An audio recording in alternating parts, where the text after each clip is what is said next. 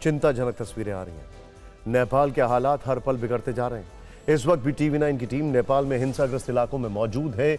वहां से जलते और सुलगते नेपाल की आंखों देखी हमारे कैमरे में रिकॉर्ड की गई है। यकीन मानिए यहां पर रिपोर्टिंग करना अभी बहुत चिंताजनक है। भारत के ही कई चैनल्स जो हैं उनके कई रिपोर्टर्स के ऊपर हमले हुए हैं, कैमरामैन के ऊपर हमले हुए हैं। नेपाल में इस वक्त रिपोर्टिंग करना बहुत मुश्किल काम है। टीवी9 के संवाददाता सबसे पहले नेपाल की जलती हुई संसद के अंदर से ग्राउंड रिपोर्ट आपके सामने लेकर आते हैं। लेकिन अभी नेपाल में आज हुई हिंसा के 5 विध्वंसक चैप्टर आपको दिखाना जरूरी है। देखिए, ध्यान से देखिए इन चैप्टर्स को। पहला चैप्टर है आगजनी, राष्ट्रपति भवन, संसद भवन, पीएम आवास, मंत्रियों के बंगले, सुप्रीम कोर्ट, नगर पालिका के दफ्तर, नेपाल का बड़ा टीवी चैनल, बड़े बड़े 5 सितारा होटल, इन सबको प्रदर्शनकारियों ने फूंक दिया है। दूसरा है मंत्रियों पर हमले। वित्त मंत्री से लेकर पूर्व पीएम देउबा पर घर में घुसकर हमले हुए। नेपाल की पूर्व पीएम झलनाथ की पत्नी की पिटाई के बाद मौत हो गई है। तीसरा है हथियार। कई जगह प्रदर्शनकारी AK-47 से लैस थे। संसद भवन में भी खतरनाक हथियार लहराते दिखे। चौथा है भगदड़। कई नेताओं और मंत्रियों को हेलीकॉप्टर से इवैक्यूएट किया गया है। ओली के बारे में खबर आई है कि वो दुबई या थाईलैंड निकल गए। हालांकि बाद में उनके एडवाइजर की ओर से कहा गया कि ओली कहीं नहीं गए हैं, मरते दम तक नेपाल में रहेंगे। और पांचवा है इस्तीफे। पीएम ओली से लेकर राष्ट्रपति तक को प्रदर्शन के आगे झुकना पड़ा है, इस्तीफा देने के लिए मजबूर होना पड़ा। अब बारी बारी से हिंसा के इन सारे चैप्टर्स को तस्वीरों के साथ खोलते हैं। सबसे पहले आगजनी के से जुड़े वीडियो आपको दिखाते हैं। ये देखिए, क्या है ये? आप सुबह से देख रहे हैं, इस चैनल ने सबसे पहले आपको दिखाया। सबसे पहले टीवी9 पर आपने देखा नेपाल की जलती हुई संसद की तस्वीरें। ये नेपाल की संसद है जो जल रही है।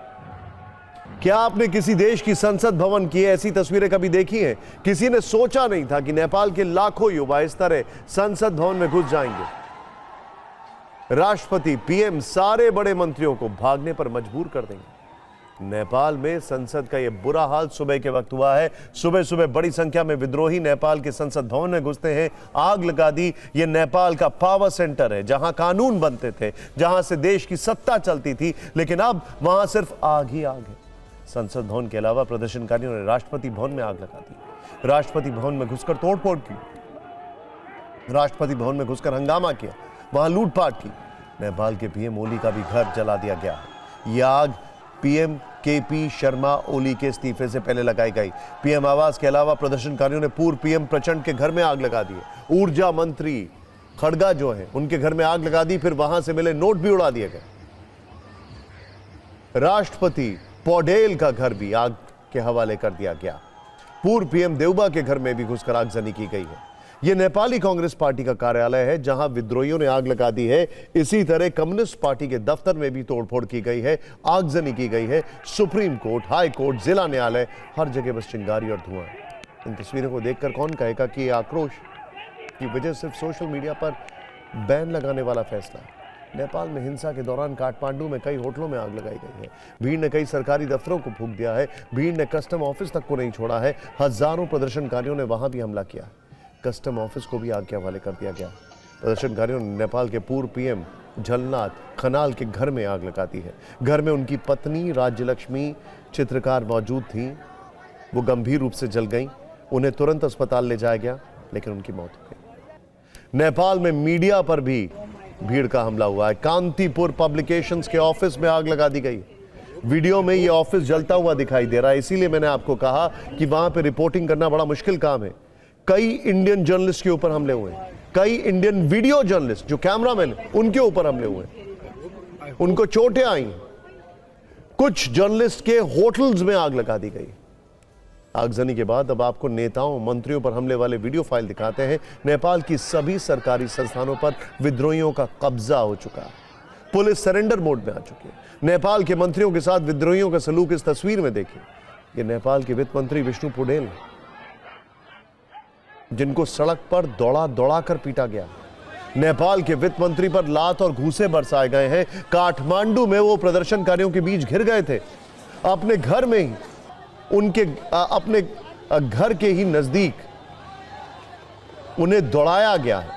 उनके सीने पर लात मारी गई। विष्णु प्रसाद पौडेल नेपाल के बड़े नेता है, कम्युनिस्ट पार्टी ऑफ नेपाल के उपाध्यक्ष है, कई बार अहम मंत्रालयों की जिम्मेदारी संभाल चुके हैं। 2021 में उप प्रधानमंत्री थे। इससे पहले गृह मंत्रालय, उद्योग मंत्रालय, जल मंत्रालय और रक्षा मंत्रालय भी संभाल चुके हैं। सरकार और नेताओं के प्रति विद्रोहियों का क्रोध का लेवल कितना है, ये आप अगली तस्वीर से देखिए। ये नेपाल के पूर्व प्रधानमंत्री और नेपाली कांग्रेस के अध्यक्ष शेर बहादुर दोएबा हैं। इन्हें भी सरेआम पीटा गया। इनकी पत्नी आरजू राणा दोएबा नेपाल की विदेश मंत्री हैं। इनके घर में घुसकर आतंक मचाया गया। देवबा लहूलुहान हो गए, किसी तरह से अपनी और परिवार की जान बचा पाए।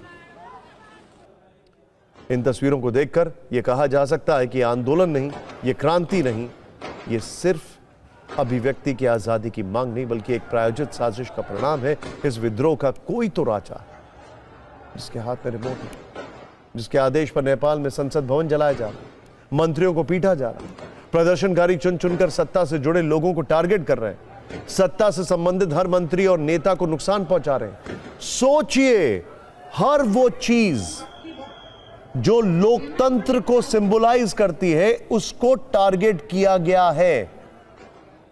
हर वो इंस्टीट्यूशन जो लोकतंत्र को सिंबलाइज करता है उसको टारगेट किया गया। क्या ये एक स्ट्रैटेजिक अटैक है जिसका फायदा भीड़ तंत्र में रहकर लिया गया? अब नेपाल हिंसा की हथियार फाइल भी देख लेते हैं। सोचिए, क्या इन लोगों का गुस्सा सिर्फ और सिर्फ इसलिए है क्योंकि फेसबुक, ट्विटर, इंस्टाग्राम जैसे ऐप्स बैन किए गए? सवाल है, क्या यह प्रायोजित क्रोध है? सोचने वाली बात है कि अगर यह सिर्फ जेन जी का विरोध होता तो क्या हाथ में हथियार लेकर शक्ति प्रदर्शन वाली ऐसी तस्वीर दिखती? क्या नेपाल की सड़कों पर तालिबान राज जैसा दृश्य दिखता? यह नेपाल की फिक्र बढ़ाने वाली तीसरी फाइल है जिसमें प्रदर्शनकारियों में अलग ही आक्रोश, हाथों में हथियार लेकर सीरिया और इराक जैसे हालात कर दिए। भीड़ ने पुलिस के हथियार तक छीन लिए। संसद में हथियार के साथ प्रदर्शनकारी तांडव करते नजर आए।